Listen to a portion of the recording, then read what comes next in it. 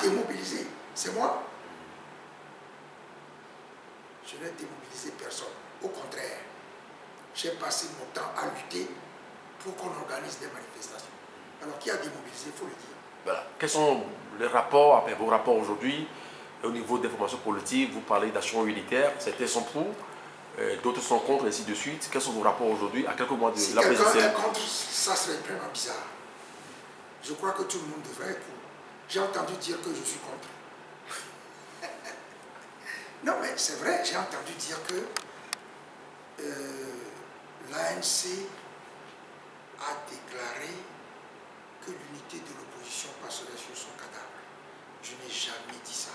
Mon parti n'a jamais dit ça. Au contraire, mon parti a toujours tout mis en œuvre pour que l'unité d'action permette d'obtenir les conditions de transparence et d'équité des élections. Donc, vous savez, on dit beaucoup de choses sur nous. Et quand j'ai dit une fois, nous c'est nous, ça aussi, ça n'a pas été, mais c'est vrai. Ça n'a pas été apprécié, mais vous voulez que je dise que nous c'est quelqu'un d'autre? Non. Jean-Pierre Fabre, c'est Jean-Pierre Fabre. L'ANC, c'est l'ANC. Un autre parti doit pouvoir dire, sans susciter des colibés ou des insultes, que lui, c'est lui.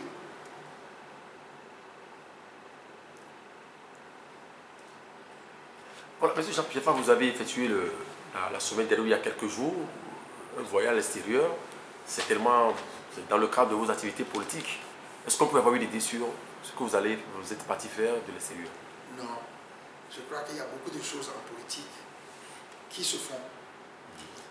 Un homme politique, il travaille à l'intérieur, mais comme le Togo ne vit pas en vase clos, que nous sommes en communication et aujourd'hui avec le monde entier,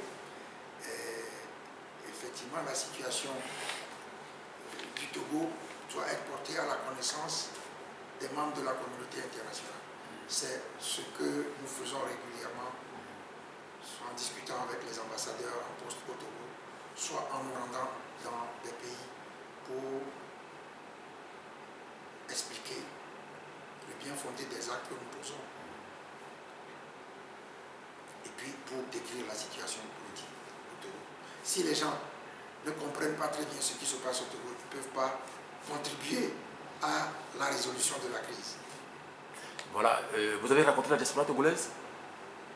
J'ai rencontré des responsables d'associations, etc., de partis politiques, voilà, dans la diaspora togolaise. Voilà, vous l'avez dit tout à l'heure, dans la feuille de route de la CEDEAO, il y a eu tellement de manquements, vous l'avez souligné, mais cette feuille de route également parle de la recomposition de la Cour constitutionnelle. Aujourd'hui, on ne voit pas cette recomposition. Mais le rapport de la CEDEAO sur l'audit du fichier électoral, est-ce que vous avez entendu parler de ça? On l'a réclamé à plusieurs reprises. On n'a pas eu. Tout ça est étrange, n'est-ce pas? Mais ça, j'ai dit la dernière fois, j'ai dit à la cérémonie de prestation, à la cérémonie d'installation des mairies ou des maires, que le Togo est un État atypique. Parce que, j'ai dit, la photo de M. Gnassingbé Arima trône dans un local là-bas, le local dans lequel nous avons fait, les cérémonies se sont déroulées. Donc c'est étrange. Le Togo, la CEDEAO commande l'audit du fichier électoral et le rapport, on a écrit plusieurs fois à l'ambassadeur de la CEDEAO au Togo. On n'a jamais eu de réponse.